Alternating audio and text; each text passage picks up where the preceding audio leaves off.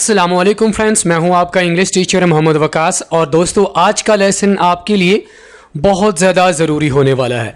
दोस्तों, अगर आप चाहते हैं कि आप डेली रूटीन में बआसानी इंग्लिश बोलचाल कर सकें, तो आपने मेरे साथ रोज़मर्रा इस्तेमाल होने वाले कॉमन इंग्लिश वर्ब्स, जिन्हें हम अपनी डेली रूटीन में बहुत ज़्यादा यूज़ कर रहे होते हैं, इनको अगर आप बेहतर तरीके से अंडरस्टैंड करना चाहते हैं, इनको कैसे इस्तेमाल करना है, उसके लिए आपने मेरे साथ ये लेसन आखिर तक लाजमी देखना है। दोस्तों, अगर आपको पहले इन हेल्पिंग वर्ब्स की अच्छे से समझ नहीं आई, आपने मेरे साथ ये लेसन आखिर तक लाजमी देखना है। उर्दू में इन हेल्पिंग वर्ब्स को कहा जाता है इमदादी फ़ेल, जो कि हम आम तौर पर बोलते वक्त या लिखते वक्त बहुत ज़्यादा यूज़ कर रहे होते हैं। दोस्तों, हमारे साथ लगातार इंग्लिश सीखने के लिए हमारे चैनल को सब्सक्राइब करें और साथ में बेल आइकन को लाजमी प्रेस कर दें। तो चलो फ्रेंड्स, हमारे लेसन का आगाज़ करते हैं। सबसे पहले दोस्तों, आपने ये चीज़ सीख लेनी है कि हमारे पास मेन वर्ब्स कितनी तरह के होते हैं और कौन कौन से होते हैं। फ्रेंड्स, हमारे पास इंग्लिश ग्रामर में 3 तरह के मेन वर्ब्स होते हैं। कौन कौन से, ज़रा गौर कीजिएगा। To do, to have and to be.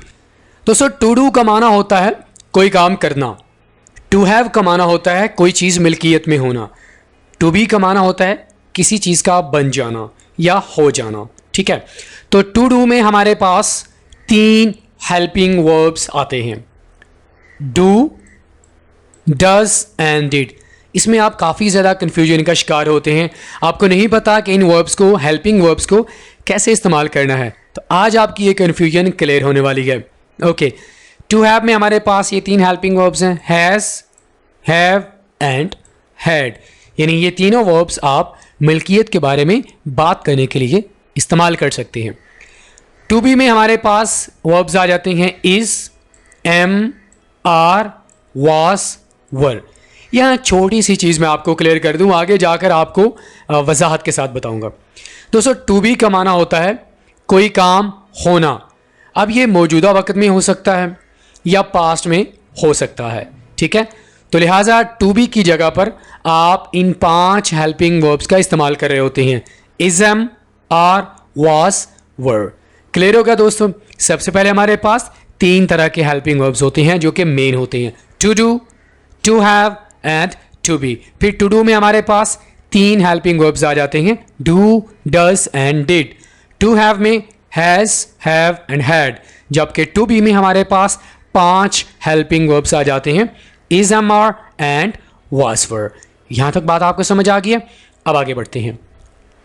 उसके बाद दोस्तों, हम हर एक वर्ब के साथ, यानी जितने भी आपको मैंने वर्ब्स बताए हैं, इनके साथ हमने वर्ब की कौन सी फॉर्म का इस्तेमाल करना है, ये चीज़ भी आपने लाजमी सीखनी है अगर आप सेंटेंसेस बनाना चाहते हैं, और डेफिनेटली आप बनाते भी होंगे। तो टू डू वाले जो वर्ब्स हैं कौन कौन से, डू, डज एंड डिड। इन तीनों के साथ हम इस्तेमाल करेंगे वर्ब की पहली फॉर्म। अच्छा, ये तो आपको पता होगा कि वर्ब की कितनी फॉर्म्स होती हैं। जी हाँ, आपने बिल्कुल सही गैस किया, वर्ब की 3 फॉर्म्स होती हैं। ठीक है, तो टू डू वाले जो वर्ब हैं, जैसे कि डू, डज, डिड, इसके साथ हम वर्ब की पहली फॉर्म का इस्तेमाल करेंगे। टू हैव, जो कि मिल्कियत बताने के लिए इस्तेमाल होते हैं, इनके साथ हम वर्ब की 3rd फॉर्म का इस्तेमाल करेंगे। दोस्तों, टू बी वर्ब्स के बारे में मैं आपको बता चुका हूँ शॉर्ट वे में कि इज़, एम, आर, वाज, वर, इनके साथ आप वर्ब की पहली फॉर्म यानी पहली फॉर्म प्लस आईएनजी, क्योंकि इन वर्ब्स का इस्तेमाल हम कंटिन्यूस सिचुएशन में करेंगे, यानी ये बताने के लिए कि कोई काम जारी है या कोई काम जारी था। यहाँ तक आपने बात सीख ली है। टू डू वर्ब के साथ आप वर्ब की पहली फॉर्म लगाएंगे। टू हैव वर्ब के साथ, यानी टू हैव के साथ जितने भी हेल्पिंग वर्ब्स होते हैं उनके साथ आप वर्ब की 3rd फॉर्म, जबकि टू बी वाले तमाम हेल्पिंग वर्ब्स के साथ आप वर्ब प्लस आईएनजी लगाएंगे। अच्छा, इनका एक और नाम भी है, आप इनको टू डू वाले वर्ब को ये भी कह सकते हैं वर्ब डी। वर्ब डी के साथ आप वर्ब की पहली फॉर्म लगाएंगे, यानी आप ये कह सकते हैं हेल्पिंग वर्ब। ठीक है, और वर्ब हैव के साथ आप वर्ब की 3rd फॉर्म लगाएंगे। ठीक है, इसी तरह वर्ब बी के साथ आप वर्ब की पहली फॉर्म और उसके साथ आप आईएनजी लगाएंगे। दोस्तों, याद रखिएगा, हेल्पिंग वर्ब्स को समझना बिल्कुल भी मुश्किल नहीं है। आपने बस करना यह है कि गौर से जो बातें मैं आपको बता रहा हूँ आपने बस अपने ज़हन में रखना है। तो अभी तक आपको मैंने कुछ बातें बताई हैं कि हमारे पास मेन वर्ब्स 3 तरह के होते हैं, to do, to have and to be. उसके बाद आपको मैंने बताया कि टू डू में हमारे पास कितने वर्ब्स होते हैं, टू हैव में कितने हेल्पिंग वर्ब्स हैं और टू बी में हमारे पास कितने हेल्पिंग वर्ब्स आते हैं। नंबर 2 पे आपको मैंने ये बताया कि इसके साथ आप वर्ब की कौन सी फॉर्म लगाएंगे, वर्ब की पहली फॉर्म, वर्ब की थर्ड फॉर्म, और वर्ब की 2 फॉर्म्स हम किसी के साथ भी नहीं लगाते, ठीक है। इसी तरह टू बी वर्ब के साथ हम वर्ब की पहली फॉर्म और उसके साथ आईएनजी लगाएंगे। यहाँ तक आपको बातें समझ आ गई होंगी। अब ज़रा आगे बढ़ते हैं। ये वाली चीज़ आपने लाजमी सीख लेनी है। वर्ब टू डू में हमारे पास 3 वर्ब्स आते हैं, डू, डज, डिड। अब ये आपने इस्तेमाल कहाँ पे करने हैं, यानी कौन से सेंटेंसेस में आपने इनको इस्तेमाल करना है और कौन से टेंस में, कौन से ज़माने में आप इनको इस्तेमाल करेंगे, ये भी आपने लाजमी सीख लेना है। दोस्तों डू डज को आप इस्तेमाल करेंगे प्रेजेंट इंडेफिनिट टेंस में। किसमें? प्रेजेंट इंडेफिनिट टेंस में। और कौन से सेंटेंसेस में? नेगेटिव फिक्रात आप बनाना चाहते हैं या आप सवालिया फिक्रात बनाना चाहते हैं तो आप डू और डज का इस्तेमाल करेंगे। समझ आ गई है? उसके बाद डिड का इस्तेमाल हम करेंगे दोस्तों पास्ट इंडेफिनिट टेंस में, ठीक है। पास्ट इंडेफिनिट टेंस में आप डिड का इस्तेमाल करेंगे। अब कौन से सेंटेंसेस में करेंगे?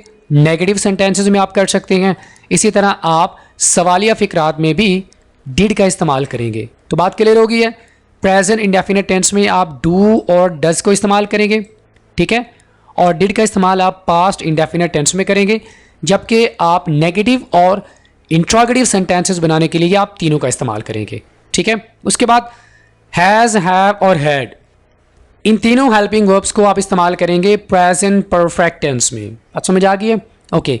उसके बाद हमारे पास टू बी में कितने वर्ब्स आते हैं वो आपको मैं बता चुका हूँ, बार बार नहीं बताऊंगा, अपने ज़हन में रख लीजिए।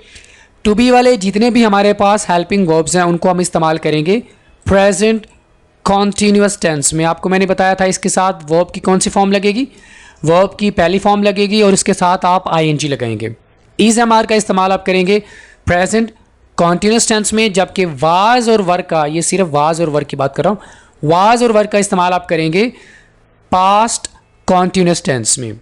तो यहाँ तक आपने क्या चीज़ सीखी है कि आपने कौन से सेंटेंसेस में इनका इस्तेमाल करना है और कौन से टेंसेस में आपने इनका इस्तेमाल करना है। डू डज का इस्तेमाल प्रेजेंट इंडेफिनिट टेंस में, जबकि डिड का इस्तेमाल हम पास्ट इंडेफिनिट टेंस में करेंगे, और दोनों को आप इस्तेमाल करेंगे सवालिया और नेगेटिव फिक्रात बनाने के लिए। इसी तरह हैज़, हैव, हैड, इनका इस्तेमाल हम करेंगे प्रेजेंट परफेक्ट टेंस में, जबकि इज एम आर का इस्तेमाल आप करेंगे प्रेजेंट कॉन्टीन्यूअस, यानी जारी जब होगा काम, ठीक है। इसी तरह वाज वर का इस्तेमाल हम करते हैं पास्ट कॉन्टीन्यूअस टेंस में।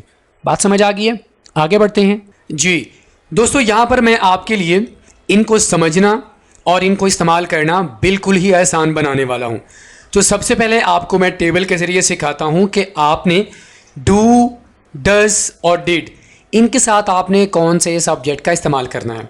ये बहुत ज़रूरी होता है दोस्तों कि हमें ये समझ लेना चाहिए कि हमने इन हेल्पिंग वर्ब्स के साथ कौन से सब्जेक्ट का इस्तेमाल करना है। बहुत सारे स्टूडेंट्स कन्फ्यूजन का शिकार हो जाते हैं कि डज के साथ कौन से सब्जेक्ट लगने हैं, डिड के साथ कौन से सब्जेक्ट लगाने हैं और डू के साथ कौन सा सब्जेक्ट इस्तेमाल करना है। ओके दोस्तों, जहाँ तक बात है डू की, इसके साथ आप आई सब्जेक्ट का इस्तेमाल करेंगे। आई को सिंगुलर और प्लूरल दोनों सिचुएशन में रखा जाता है। तो यहाँ पर आपको समझाने के लिए मैंने आई को अलग से लिख दिया है, ठीक है। आई के साथ यानी जब आप अपने बारे में बात करेंगे आपने डू हेल्पिंग वर्ब का इस्तेमाल करना है। इसी तरह आपने वी, यू, दे, प्लूरल है ना, यानी आप 2 या 2 से ज़्यादा लोगों के बारे में बात करने के लिए इन सब्जेक्ट का इस्तेमाल करते हैं, तो आप इसके साथ डू हेल्पिंग वर्ब का इस्तेमाल करेंगे। इसी तरह हमारे पास सिंगुलर सब्जेक्ट्स आ जाते हैं, he, she, it. He, she, it के साथ आप डज का इस्तेमाल करें, यानी जब आप तीसरे बंदे के बारे में बात करना चाहते हैं तो आपने डज का इस्तेमाल करना है। और जहाँ तक बात है डिड की, डिड ने क्या कहा? डिड ने यह कहा कि आप तो इस्तेमाल होते हो ख़ास सब्जेक्ट के साथ, ठीक है, लेकिन मैं बिल्कुल फ्री हूँ, मुझे आप किसी के साथ ही इस्तेमाल कर सकते हैं, ठीक है। तो लिहाजा दोस्तों डिड का इस्तेमाल आप किसी सब्जेक्ट के साथ कर सकते हैं। I, we, you, they, he, she, it, did का इस्तेमाल आप हर सब्जेक्ट के साथ कर सकते हैं। यहाँ तक बात आपको समझ आ गई दोस्तों? ये वाले सब्जेक्ट कौन से हैं? प्लूरल, और ये वाले सिंगुलर। प्लूरल 2 या 2 से ज़्यादा, सिंगुलर सिर्फ एक शख्स के लिए। ओके दोस्तों, तमाम हेल्पिंग वर्ब्स के जितने भी शॉर्ट्स हैं, कॉन्सेप्ट्स हैं जो कि आपको लाजमी सीखने चाहिए, वो आपको मैंने सिखा दिए। अब ज़रा आपके सामने हम मुख्तलिफ़ तरह की एग्जांपल्स बनाते हैं ताकि आप इनको और भी अच्छे तरीके से समझ जाएं। डू का इस्तेमाल करते हैं हम सवालिया फ़िक्रात बनाने के लिए। आपको मैंने बताया था सवालिया और नेगेटिव के लिए। पॉजिटिव में आप डू का इस्तेमाल नहीं करेंगे, अगर करेंगे तो एक सिचुएशन होगी, वो मैं आपको आगे बताऊंगा। ओके, क्या आपको आम पसंद है? Do you like mangoes? और डू का इस्तेमाल हम कौन से टेंस में करते हैं?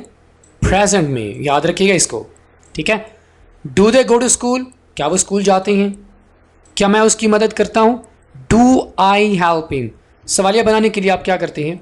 आप हेल्पिंग वर्ब को शुरू में ले आएंगे, बहुत ही सिंपल है। क्या हम तैरते हैं? Do we swim? तो इस तरह आप डू का इस्तेमाल करके सवालिया फ़िक्रात बना सकते हैं। अगर आप डू का इस्तेमाल करके मनफी सेंटेंसेस बनाना चाहते हैं तो आप कैसे बनाएंगे? सिंपल है, आपने डू के बाद नॉट का इजाफा कर देना है। तुम आम पसंद नहीं करते, you do not like mangoes. वो स्कूल नहीं जाते, they do not go to school. They do के बाद नॉट लगा दे। मैं मदद नहीं करता, I do not help him. मैं उसकी मदद नहीं करता। हम नहीं तैरते, we do not swim. Do का इस्तेमाल करके आपको मैंने मनफी और सवालिया फ़िक्रात बनाना सिखा दिए। उसके बाद दोस्तों हमारे पास हेल्पिंग वर्ब आ जाता है डज़। डज़ का इस्तेमाल करके आप कैसे फ़िक्रात बना सकते हैं? क्या वो खाना पकाती है? Does she cook meal? Does she cook meal? क्या वो कार चलाता है? Does he drive the car? क्या वो सोती है? Does she sleep? क्या वो काम करता है? Does he work? तो एक चीज़ याद रखिएगा दोस्तों, आप याद रखिएगा दोस्तों, आप डज़ का इस्तेमाल पॉजिटिव में कभी भी नहीं करेंगे, ठीक है। सवालिया फ़िक्रात बनाना आपको मैंने सिखा दिए हैं। उसके बाद ज़रा ये देख लेते हैं कि मनफी फ़िक्रात कैसे बनाएंगे। आपने नॉट का इजाफा कर देना है डज़ के बाद। वो खाना नहीं बनाती, शी डज़ नॉट कुक मील। वो गाड़ी नहीं चलाता, he does not drive the car. वो नहीं सोती, शी डज़ नॉट स्लीप। बहुत ही सिंपल है, डज़ के बाद आपने नॉट लगा देना। वो काम नहीं करता, ही डज़ नॉट वर्क, ठीक है। आगे हमारे पास हेल्पिंग वर्ब आ गया दोस्तों डिड। डिड का इस्तेमाल हम पास्ट में करेंगे, पास्ट इंडेफिनिट टेंस में, याद रखिएगा। सवालिया फ़िक्रात आप कैसे बनाएंगे? आपने बस डिड को शुरू में लगा देना है। क्या वो घर गई? Did she go to home? अब यहाँ चीज़ आपने एक समझ लेनी है, बहुत ही ज़रूरी है। अक्सर स्टूडेंट्स क्या करते हैं कि वो डिड के साथ वर्ब की सेकंड फॉर्म का इस्तेमाल करते हैं। वो कैसे? Did she went to home? Did she sent? तो सेंटेंस आपका गलत हो जाएगा। डिड आपके पास पहले से माजी में है, यानी पास्ट में है, तो एक ही सेंटेंस में आप दो जो पास्ट वर्ब्स हैं उनका आप इस्तेमाल नहीं कर सकते। तो आपने सिंपल फॉर्म का इस्तेमाल करना है। Did she go to home? क्या वो घर गई? क्या आपने ईमेल भेजी? Did you send an email? क्या हम कुर्सी पर बैठे? Did we sit on the chair? क्या उसने इम्तिहानात की तैयारी की? Did he prepare for the exams? Okay, मनफी फ़िक्रात कैसे बनाएंगे? वो घर नहीं गई, she did not go to home. तुमने ईमेल नहीं भेजी, you did not send an email. हम कुर्सी पर नहीं बैठे, वी डिडंट या we did not sit on the chair. उसने खाना तैयार नहीं किया, he did not prepare the meal. तो आपको मैंने ये सिखा दिया डू, डज और डिड, इनका इस्तेमाल करके आप कैसे मनफी और सवालिया फ़िक्रात बना सकते हैं। उसके बाद दोस्तों आपको मैंने बताया था कि आई के साथ भी आप डू का इस्तेमाल करते हैं, लेकिन एक ख़ास सिचुएशन होती है जब आप आई के साथ डू हेल्पिंग वर्ब का इस्तेमाल करेंगे। वो सिचुएशन कौन सी होती है? सबसे पहले आप ज़रा इस एग्जाम्पल पर गौर कीजिए। तुम काम नहीं करते हो, मैं काम करता हूँ। तो यहाँ इस एग्जाम्पल में आप देखें कि आपने किसी को कहा तुम काम नहीं करते हो। अगर आगे वाले ने काम किया होगा तो वो कहेगा मैं काम करता हूँ। तो जब आगे वाला किसी भी काम को लेकर जोर डालेगा कि मैंने काम किया है या मैं काम करता हूँ, तो उस सिचुएशन में हम आई के साथ डू हेल्पिंग वर्ब का इस्तेमाल करेंगे, ठीक है। आई डू वर्क, मैं काम करता हूँ। इसके बाद तुमने मदद नहीं की या तुमने दरवाज़ा लॉक नहीं किया, तो आगे आप कहेंगे मैंने बंद किया था, आई डिड लॉक। अब यहाँ पर आप कह सकते हैं कि सर हम आई लॉक्ड भी तो कह सकते हैं।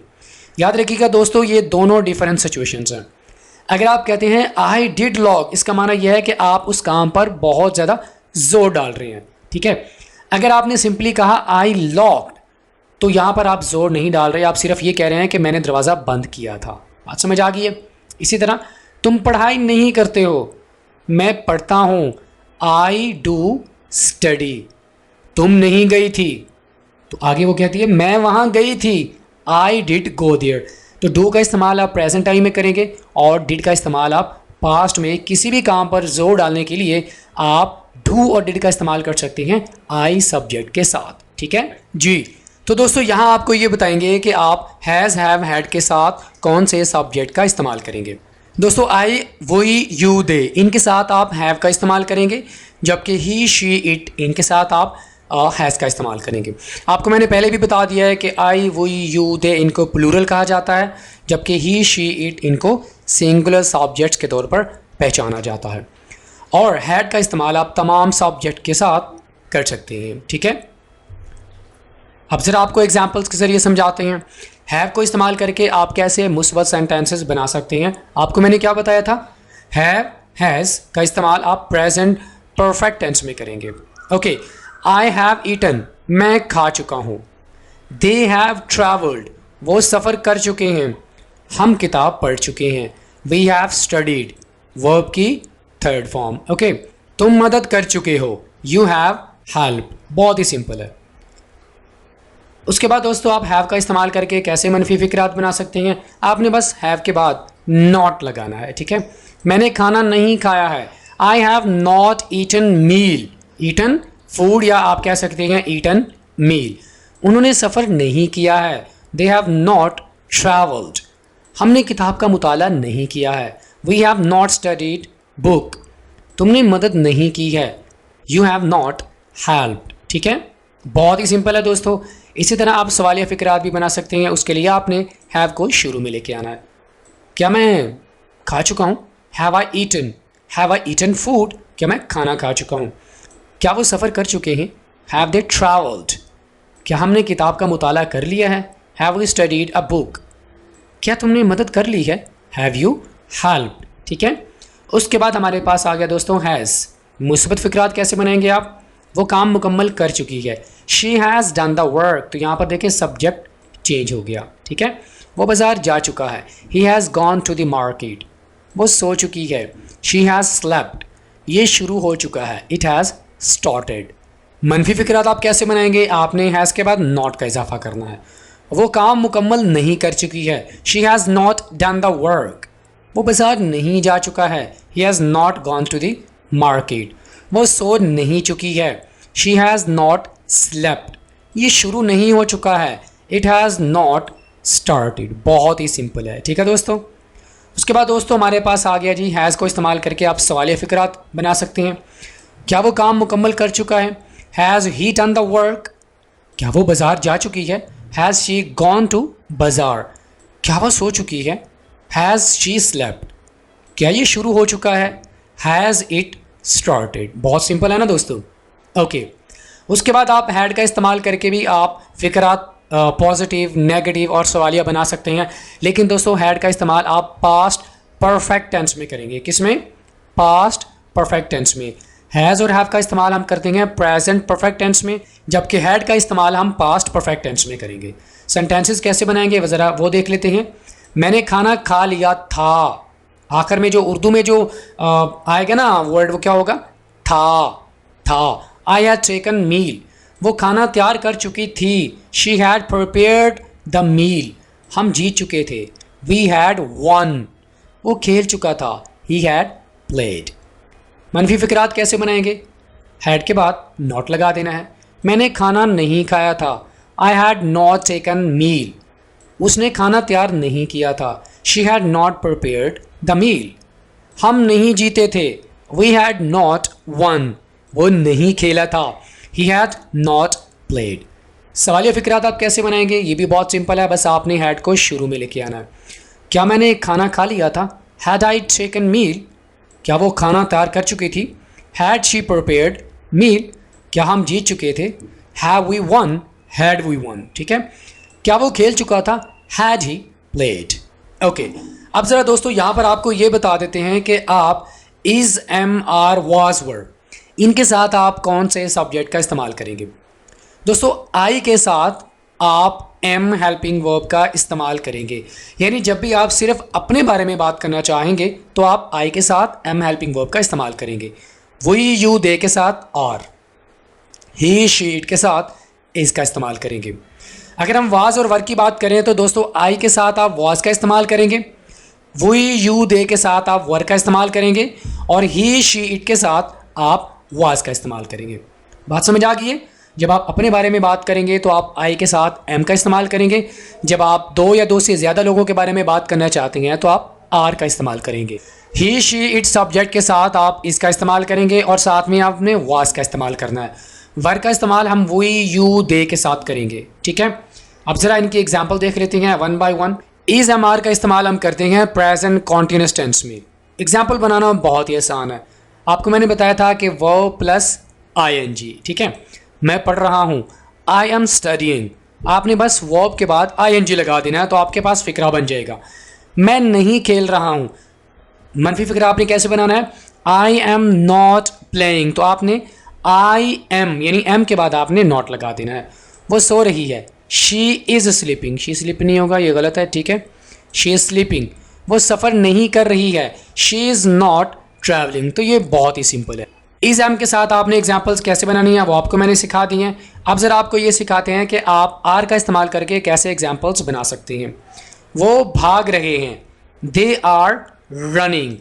हम नहीं पढ़ रहे हैं, वी आर नॉट स्टडिंग। तुम ऊँग रहे हो, यू आर डोजिंग। तुम क्या कर रहे हो? ये हमारे पास होता है डबल सवालिया, यानी एक सेंटेंस में आप दो सवाल कर रहे होते हैं। What are you doing? What एक पहला सवाल हो गया, आर यू डूइंग ये दूसरा सवाल है, ठीक है। उसके बाद दोस्तों वाज और वर का इस्तेमाल हम कहाँ पे करते हैं? पास्ट कॉन्टिन्यूस टेंस में करते हैं, ठीक है। शी वॉज कुकिंग, वो खाना पका रही थी। वो पढ़ रहा था, ही वॉज स्टडीइंग। मैं सो रहा था, आई वॉज स्लीपिंग। वो मदद कर रही थी, शी वॉज हेल्पिंग। बहुत ही सिंपल है। मनफी फिक्रात हम कैसे बनाएंगे? वो नहीं भाग रही थी, शी वॉज नॉट रनिंग। वो सफ़र नहीं कर रहा था, ही वॉज नॉट ट्रैवलिंग। क्या वो बात कर रहा था? Was he talking. क्या मैं पढ़ रहा था? वॉज आई टीचिंग, यानी क्या मैं पढ़ा रहा था, सॉरी, ठीक है। वॉज आई टीच, टीच का माना होता है पढ़ाना। वर का इस्तेमाल करके हम एग्जाम्पल्स कैसे बनाएंगे? बहुत ही सिंपल है। वो खा रहे थे, दे वर ईटिंग। वर का इस्तेमाल हम प्लूरल सब्जेक्ट्स के साथ करेंगे, ठीक है। दे वर ईटिंग, वो खा रहे थे। हम तैर रहे थे, वी वर स्विमिंग। तुम गाने सुन रहे थे, you are listening to music. वो खेल रहे थे, they were playing. Negative sentences आप कैसे बनाएंगे? तुम पानी नहीं पी रहे थे, you were not drinking water. वो अंग्रेजी नहीं बोल रहे थे, they were not speaking English. क्या आप सवाल हल कर रहे थे? Were you solving a sum? क्या वो उसकी तौहीन कर रहे थे? Were they insulting? यहाँ दोस्तों एक चीज़ अपने माइंड में रखिएगा, आपको मैं ये तरीका अच्छे तरीके से समझा चुका हूँ कि आपने हेल्पिंग वर्ब्स का इस्तेमाल करके सवालिया फ़िक्रात कैसे बनाने हैं। आपने हेल्पिंग वर्ब को शुरू में रखना है, आपके पास सवालिया फ़िक्रा बन जाएगा। जैसा कि ये हमारे पास वर है, इसकी ज़रा एग्जाम्पल देख लेते हैं। ये हमारे पास एग्जाम्पल है, you were not drinking water. इसको सवालिया कैसे बनाएंगे? Were you drinking water? क्या तुम पानी पी रहे थे? Were you speaking English? Was he talking? तो बस आपने हेल्पिंग वर्ब को शुरू में लगाना है, आपके पास एग्जाम्पल्स बनती जाएंगी। ऑलराइट फ्रेंड्स, इसी के साथ ही आज का हमारा लेसन यहीं पे मुकम्मल होता है। दोस्तों अगर आप चाहते हैं आपके लिए इंग्लिश बोलचाल आसान हो जाए तो आपने इंग्लिश ग्रामर में इस्तेमाल होने वाले तमाम हेल्पिंग वर्ब्स को अच्छे से सीख लेना है, इनकी प्रैक्टिस भी लाजमी करनी है। वीडियो लेसन अगर आपको अच्छा लगा हो तो लाइक करें, अपने फीडबैक आपने लाजमी देना है। अगर आपने हमारे चैनल को सब्सक्राइब नहीं किया तो हमारे चैनल को लाजमी सब्सक्राइब करें। फ्रेंड्स, आपसे मुलाकात होती है नेक्स्ट किसी और लेक्चर के साथ। टिल देन, अल्लाह हाफिज़।